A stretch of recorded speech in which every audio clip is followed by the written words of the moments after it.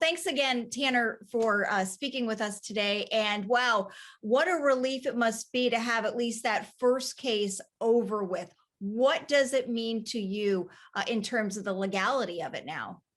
Yeah, listen, this is a huge victory for teachers. I was granted a permanent injunction, which means it's a huge victory for me and other teachers as well. I'll get to that, but it's a huge victory for me because Loudoun County Public Schools could no longer punish me for my speech that I made back in May. And that should tell teachers in our community and maybe in the country that, hey, you know, if you want to go advocate for your students at a school board meeting and you think that harmful ideologies may be coming in through your school board or being implemented into your lessons, to, you know, go voice your opinion and use your freedom of speech and freedom of religion. Yeah. Do you feel like Loudoun County Public Schools was trying to make an example of you because they fought so hard to get to this point where there's actually a settlement? You know, I think so. I think they were trying to make an example out of me. I mean, that's usually kind of how things are done. And, you know, especially when you're speaking about the truth. We're just so glad with the local court here and the Constitution just being upheld. You know, like, again, like I'll reiterate, we have a freedom of speech and freedom of religion, and we're just so happy with this huge victory for teachers. I imagine you're hearing from parents and have been hearing from parents who are concerned all across the country. I'm guessing you're pretty surprised you've been put in this position, but what, on the grander scale, what kind of difference do you think you've made here by sticking to your guns and seeing at least this first case through so far?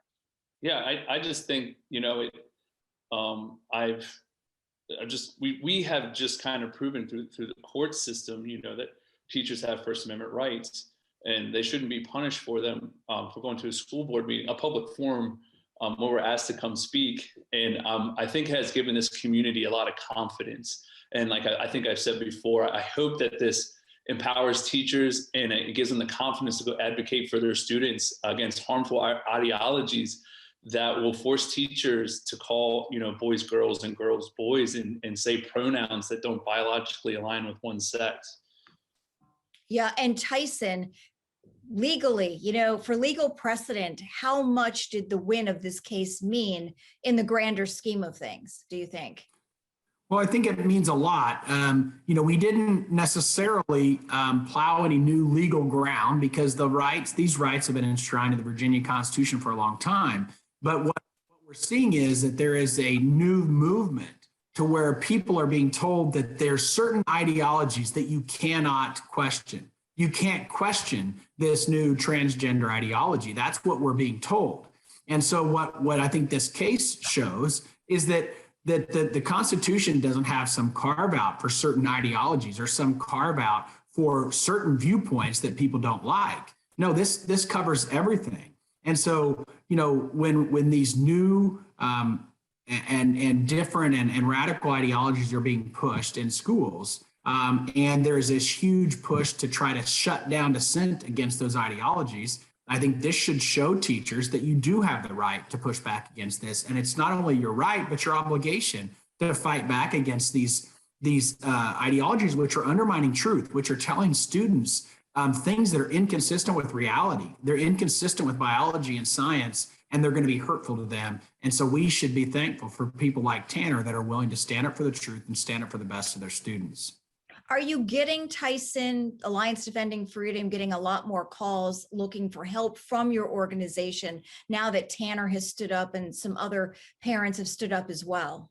Oh, absolutely. We've been just inundated with calls from across the country from both parents and teachers saying, we're seeing the same thing in our communities. What can we do?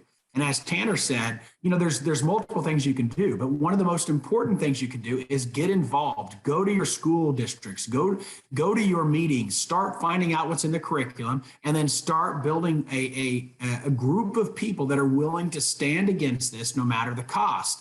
And then if your rights are taken away, then go to the court system. But the most important thing is to be involved politically, to be involved in this public debate, because that's really what's going on is this debate about what's best for our students. how do we best educate our students for the coming generation? And if you don't like the way your schools are going, then go get involved. Yeah, and Tanner, I have to believe, you've been so public during this, you've had no choice, kind of thrust into the limelight.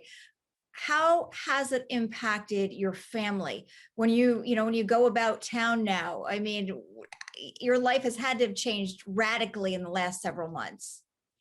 To be honest, it hasn't changed much. Obviously, with the media and just some other things. I mean, it feels good that I'm back to just being a regular PE teacher in the classroom. Every once in a while, you might see someone at the grocery store may come up to you and like say, "Hey, I'm praying for you, man," or something like that. And that's great. But besides that, it's just pretty much we're back to normal here. Yeah, and your faith, people praying for you. Your faith is important to you. It's the reason you stood up. Has your faith changed at all? Has it grown? And what role has it played in helping you get through what has got to have been a very challenging time for you and your family? Yeah, like you said, Tara, my faith made me go to that school board meeting, and it's been a ride, and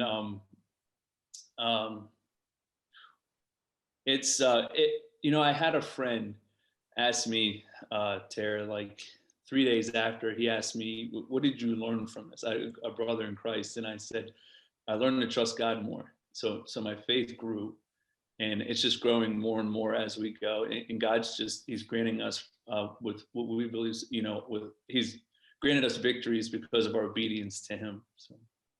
And the atmosphere at school, has that changed for you? Or are you feeling at this point, you're back to work, you're not going anywhere, you get to stay? How does it feel at school? Anything changed? Not really. The kids are really happy that I'm back. A lot of parents are happy that I'm back. A lot of teachers are happy that I'm back. And, I'm just back to doing what I do best, and that's making kids healthier and happier through physical education. And this is not the end for either of you. There's another case brewing. A couple other teachers have joined you in another lawsuit. Tell me about what's at stake here.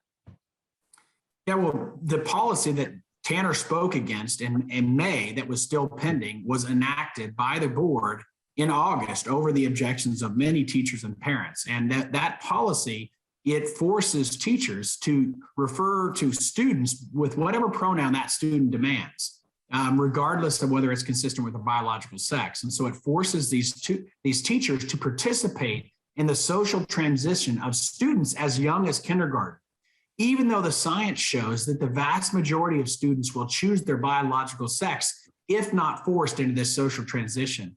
And so we're asking the court to stop this policy and not force teachers to speak things to students that are untrue. We had a hearing last week, and we're waiting for the court to rule on that injunction request.